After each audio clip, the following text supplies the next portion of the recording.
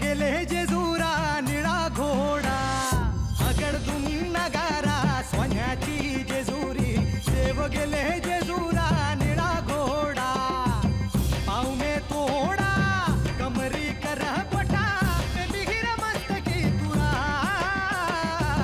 खोबऱ्याचा कुटका भंडाऱ्याचा भडका बोल अहंकारा सदानंदाचा येळकोट सदानंदाचा येळकोट जय देव जय देव जय देव जय देव जय देव जय शिव मातंडा जय देव जय देव जय देव जय देव जय देव जय शिव मातंडा हरिवर्धन मल्हारी तुझी प्रचंड जय देव जय देव जय देव जय देव जय देव जय शिव मातंडा हरिवर्धन मल्हारी तुझी प्रचंड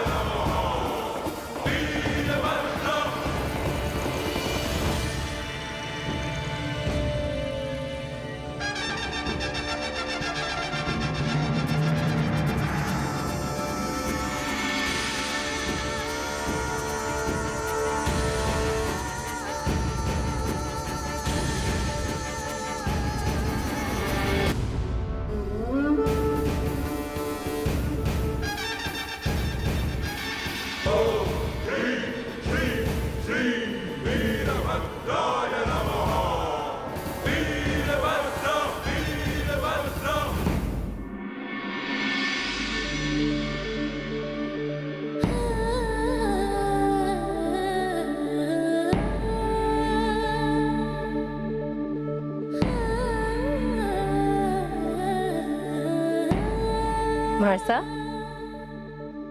बरं वाटतंय का आता? हो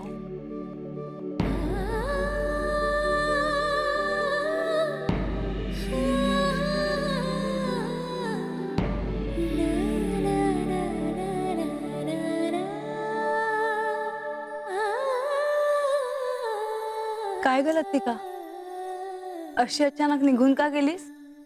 काय झालं? अगं आभाळ बघ कसलं भरून आलंय, आता चांगलाच पाऊस पडेल.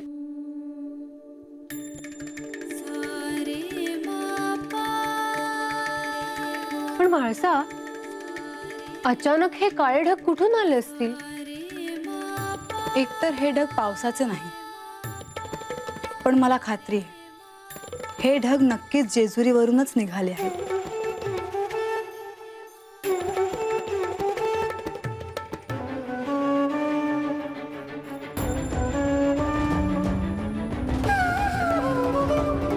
प्रत्येक शिवलीलेप्रमाणे महादेवांनी मल्हारी अवतारात दैत्यांना शासन करून भक्तांचे रक्षण करण्याचे कार्य केले आहे. हे महेश्वरा, आपली लीला अगाध आहे महेश्वरा.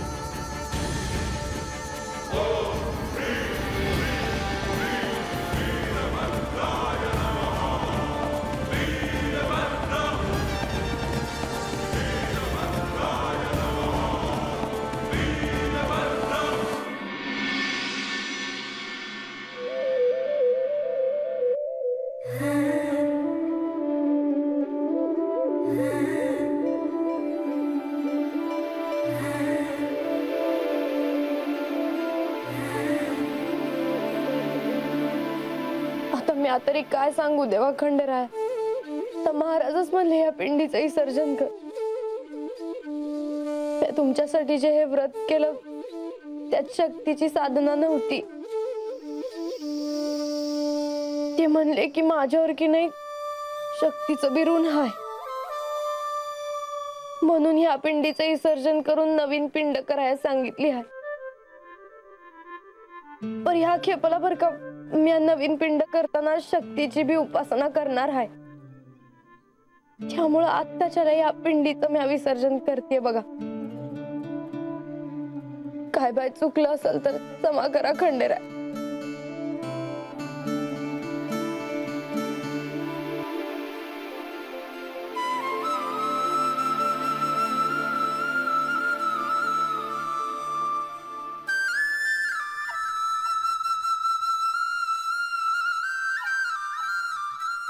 बानू,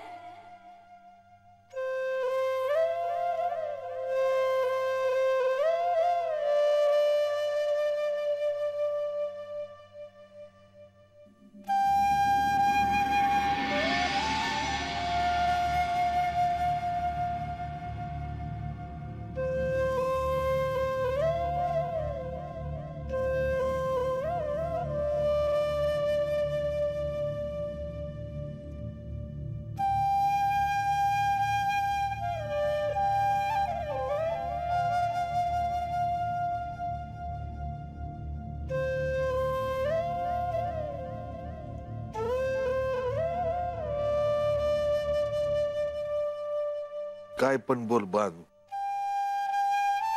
पण पिंडीचं विसर्जन झाल्यानंतर ना अंगण कसं सुन सुन वाटायला लागलं बघ.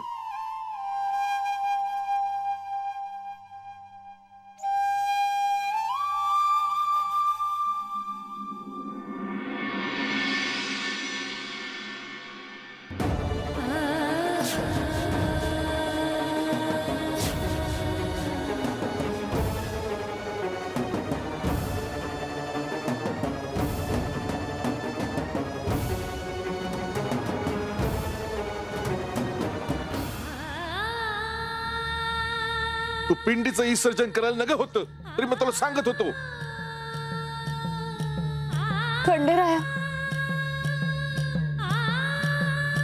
अरे देवा, महाराजांनी जे सांगितलं तेच मी केलं. माझं काही चुकलं तर नाही ना?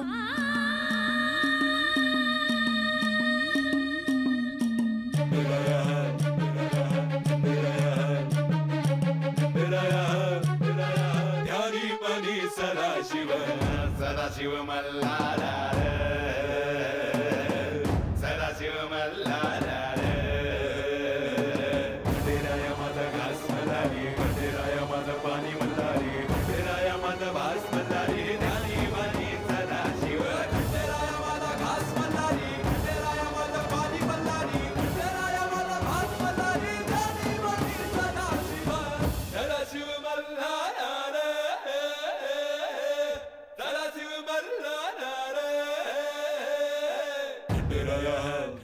हे अचानक काय ढग कुठून आले असतील ग?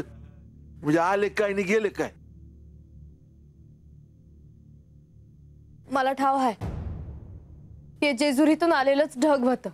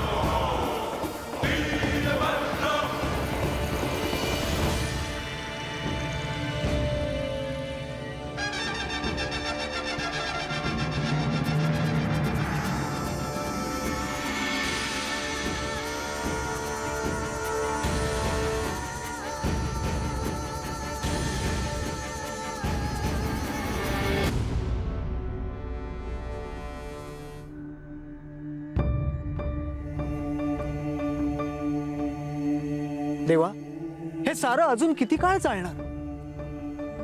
युगान युग सूर आणि असुर यांच्यात युद्ध होत आहे. साक्षात ब्रह्मा, विष्णू आणि महेश या त्रिमूर्तींना सुद्धा हा कलह सोडवता आलेला नाही. म्हणजे हे असं अनंत काळासाठी सुरूच राहणार का? मुनिवर, जोवर दोन प्रवृत्ती अस्तित्वात आहेत तोवर हा कलह चालणारच. मुळातच अहंकाराने उन्मत्त झालेल्यांना कठोर शिक्षा करणं क्रमप्राप्तच असतं. बऱ्याचदा देवांना हे कार्य थेट पार पाडता येणं शक्य नसतं. त्यामुळे त्यांना अवतार घेऊन हे कार्य पार पाडावं लागतं. आणि म्हणूनच मणिमल्लाचा विनाश करण्यासाठी महादेवांनी खंडेरायाचा अवतार घेतलाय. आणि अशाच एका कारणासाठी खंडेरायांनी वीरभद्राला आवाहन केलं आहे. बरोबर ना? आपण अगदी योग्य बोलत आहात मुनिवर. वीरभद्राचे प्रकट होणे हे स्पष्ट सांगते आहे की कुंभकाचा अंत निश्चित आहे. नाही मुनिवर, हा कुंभकाचा अंत नाहीये, परंतु ही एका युद्धाची सुरुवात आहे हे निश्चित.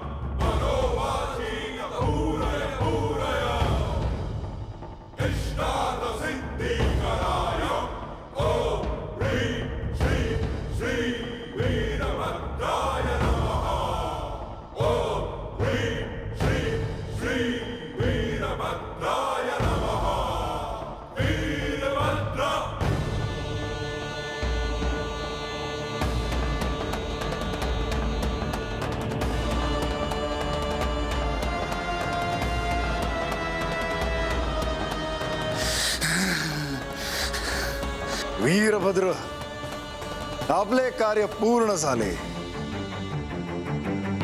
उन्मत्त दैत्याला यमसदनी पाठवून सृष्टीवरचे संकट आपण दूर केलेत. मणिमल्लाच्या युद्धात देखील आपण युद्ध जिंकण्यासाठी सहाय्य केले होते. वीरभद्र, माझी अशी इच्छा आहे की जेजुरी गडावर आपण मानाचे स्थान ग्रहण करावे.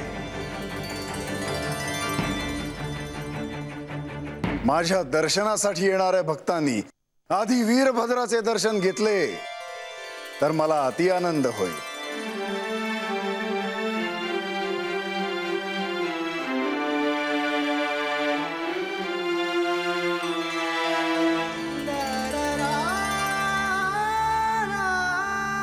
देवा, या निमित्ताने शिवलीलेतील या अवतारात आपल्या प्रिय व्यक्तीचे वीरभद्राचे गडावर आगमन झाले आणि भविष्यात वास्तव्यही राहील.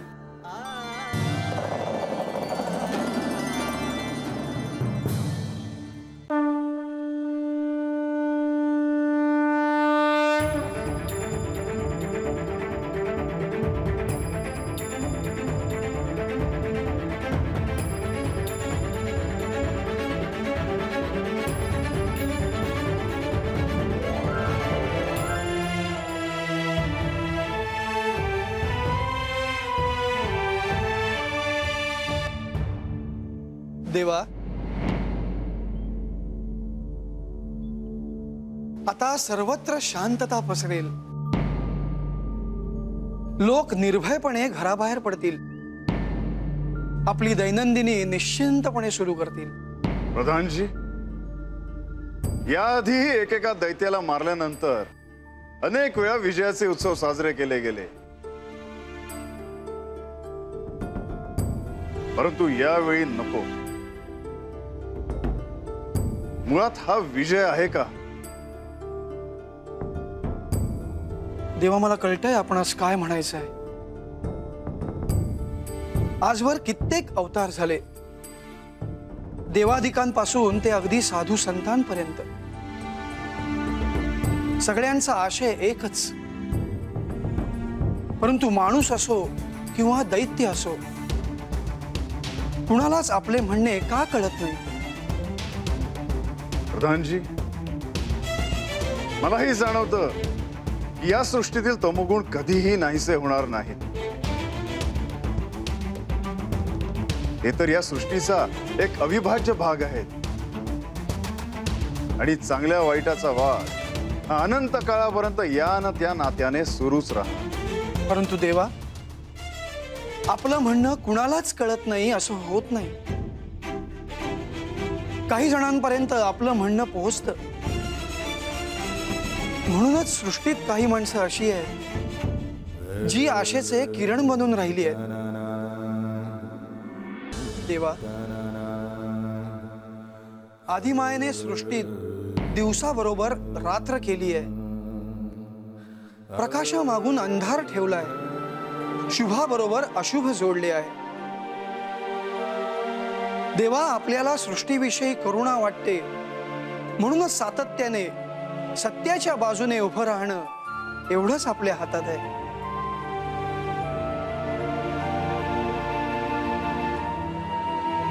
आणि म्हणूनच कधी कधी सर्वांपासून दूर कैलासात एकांतात राहावे असे आमच्या मनात येते.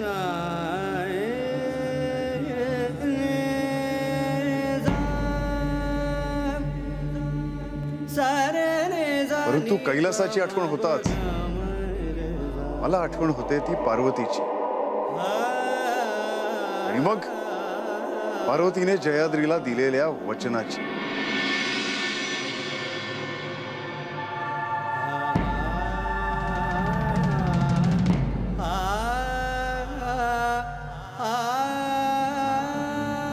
स्वामी,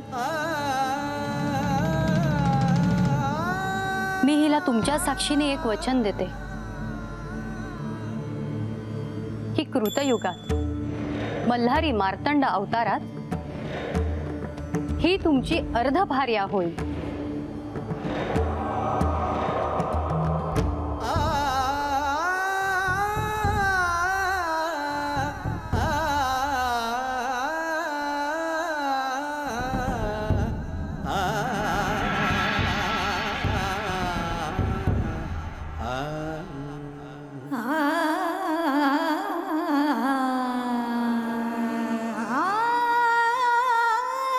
जेजुरीत सर्वांसमक्ष आपल्या विवाहाची तिथी ठरली.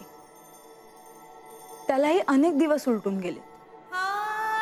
त्यानंतर आपली भेट होत राहिली ती या दर्पणातूनच. माझ्या मनात आपल्या विवाहाबद्दलच्या अनेक रम्य कल्पना होत्या आणि आहेत, पण त्याबद्दल आपले अजूनही काही बोलणे झाले नाही. माझ्या मनात काय कल्पना आहेत याची साधी तुम्ही विचारपूसही केली नाही. मला हे अजिबात आवडलं नाही. मी तुमच्यावर रागवलीये, रुसलीये. आता तुम्ही मला कितीही हाका मारले तरीही मी तुमच्याशी दर्पणातून बोलणार नाही. आता माझी समजूत काढायला तुम्हाला समक्ष यावं लागेल. तोपर्यंत मी तुमच्याशी बोलणार नाही.